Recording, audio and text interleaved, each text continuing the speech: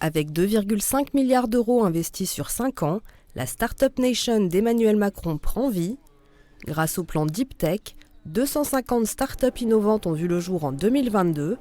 Mais face aux enjeux de demain, la France veut aller plus loin et réconcilier l'écosystème numérique et l'industrie. Quand on pense aux problématiques sur le climat, la biodiversité, sur aussi des technologies qui vont moins consommer comme le quantique ou qui vont apporter des solutions en santé ou dans tout ce qui est climat comme l'intelligence artificielle, oui, je pense qu'on a besoin de faire sortir encore plus toute la connaissance, toutes les découvertes, tout le potentiel qu'on a dans nos laboratoires. Dans cet institut de recherche technologique sur les matériaux, métallurgie et procédés, une centaine de chercheurs et ingénieurs développent des technologies de pointe pour l'industrie. Chaque année, ils déposent une vingtaine de brevets.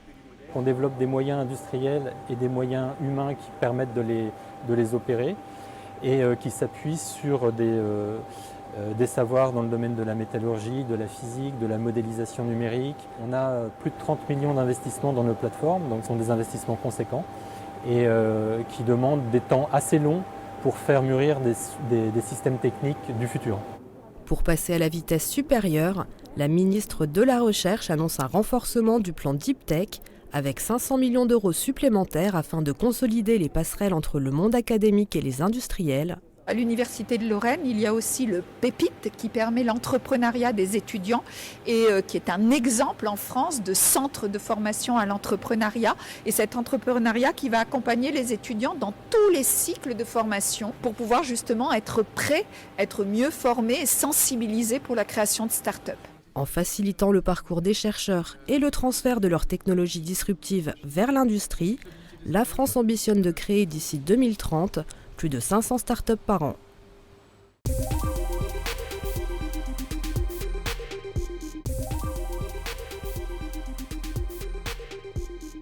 Les tensions dans la prise en charge des patients se répercutent également auprès des ambulanciers.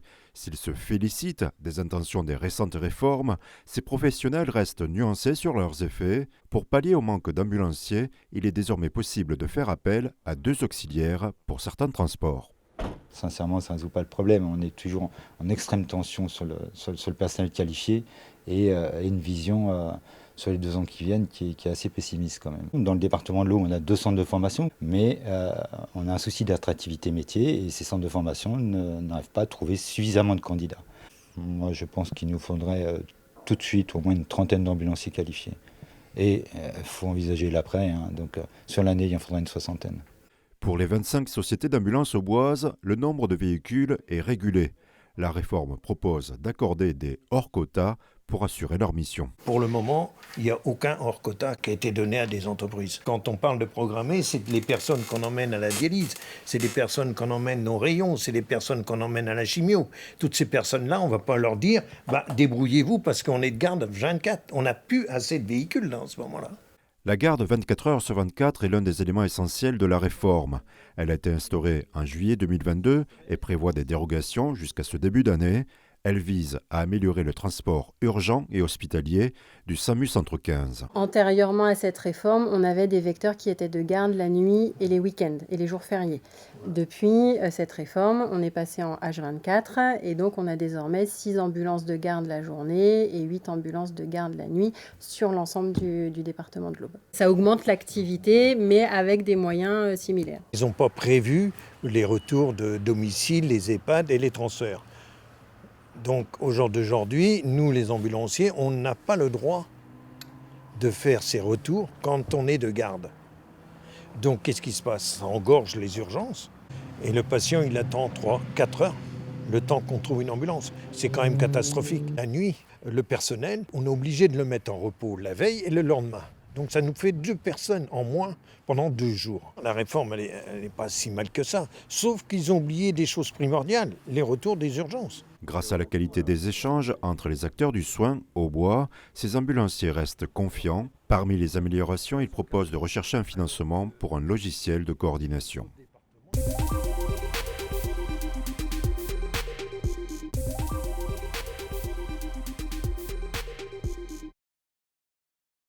Le dessert, c'est la dernière chose quand on se met à table. C'est une des dernières choses qu'on mange.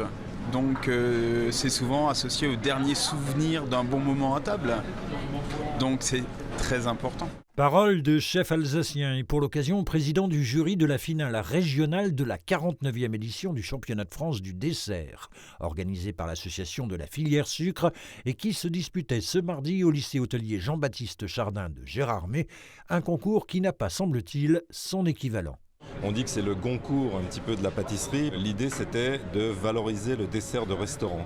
Il faut savoir que dans un récent sondage qu'on a fait à l'échelle nationale, il y a à peu près 3 Français sur 4 qui déclarent apprécier cette touche sucrée en fin de repas.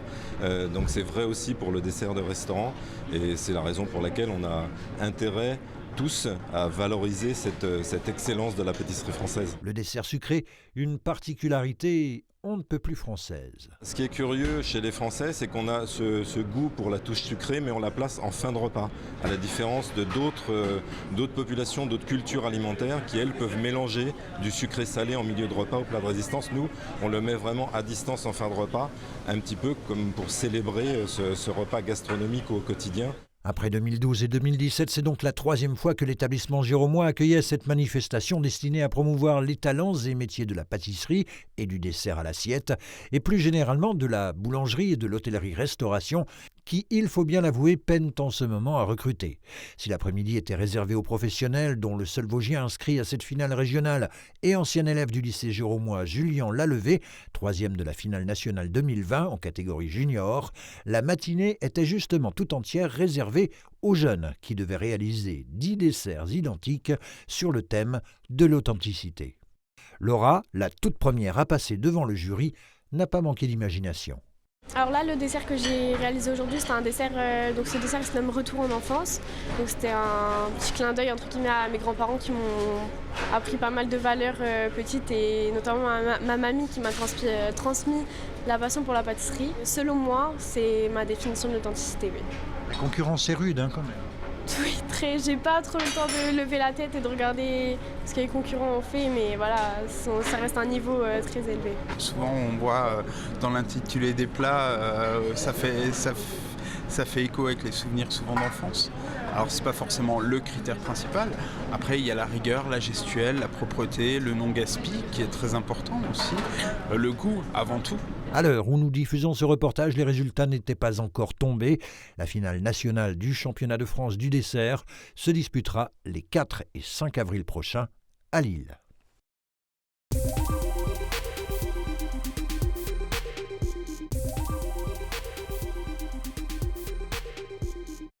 Le moulin de Doche entame un nouveau départ. Après 10 ans de travaux, le site accueillait jusqu'à 15 000 visiteurs. En 2018, sa gestion associative est cédée à l'un des salariés. Il crée alors une société. Cette entreprise a hérité d'un site extraordinaire, donc il était vivable, fiable, jusqu'au moment où les 3 années de Covid ont donné un coup d'arrêt. Maintenant, ça revient à la charge de l'association, avec laquelle on retrouve une véritable envie de se réinvestir. Composé d'une 60aine d'adhérents et de membres en partie renouvelés, l'objectif de l'association pour 2023 vise à assurer une ouverture et des chantiers à la hauteur des moyens. Je suis réaliste et toujours optimiste. Donc la situation, certes, a changé.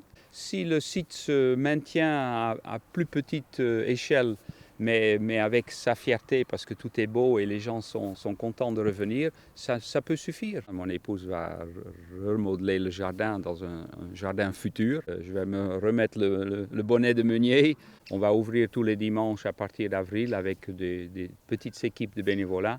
Le jeudi, sur rendez-vous pour les groupes, mais on ne va pas pouvoir être ouvert tous les jours en été parce qu'on n'a pas la main-d'œuvre pour. En décembre, l'association a réuni les acteurs du tourisme, le parc et le département pour redéfinir l'ambition et les soutiens à ce projet en milieu rural, avec une priorité, faire en sorte que les ailes puissent continuer de tourner. Le remplacement de l'arbre moteur, pour pas que les ailes tombent comme ça s'est produit à Valmy par pourrissement intérieur, c'est un coût de 50-60 000 euros. Donc même si le département, la région peuvent nous aider partiellement, le restant, il va falloir le trouver. Donc oui, du mécénat, des petits donateurs sont tous les bienvenus. Il y a une réflexion sur un classement de ce site en tant que petit écomusée rural. Ça, c'est un point très positif. Autre projet relancé avec la communauté de communes, celui de la création d'un parking pour 3 bus et une cinquantaine de véhicules parfaitement intégrés dans le paysage. Parce que le chemin à pied du bas est très long pour les personnes âgées. On est un peu trop caché, donc on doit s'ouvrir, faire le haut. Et les bus, c'est primordial. Un bus, c'est 50 personnes avec un pouvoir d'achat correct. Donc si on n'a pas ça, le site ne sera pas fiable. Pour Erwin Schriver, 2023 sera une année de transition.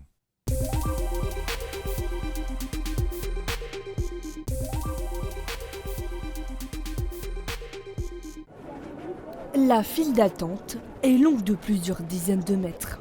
Mais qu'importe, ces admirateurs sont prêts à faire la queue des heures pour rencontrer Indira Ampio, Miss France 2023.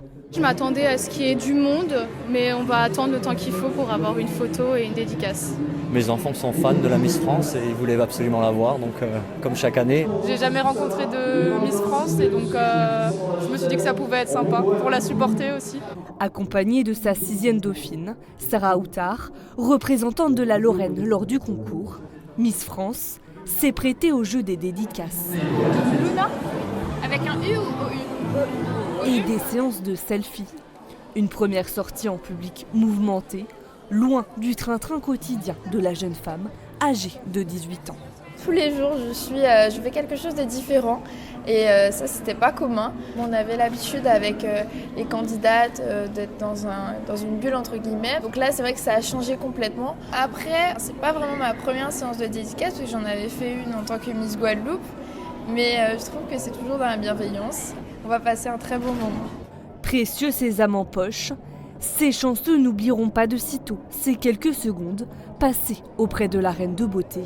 Je trouve qu'Indira, elle est plus belle qu'à la télé. Elle est très sympa et très avenante. Elle est super gentille, elle est hyper naturelle. Bon, c'est une toute jeune femme et du coup, forcément, on sent la jeunesse et on sent qu'elle a envie d'être là et elle est super souriante. Elle nous prend dans les bras volontiers, c'est génial. Elle est super gentille. En témoignent ses sourires. Première sortie réussie pour Miss France 2023.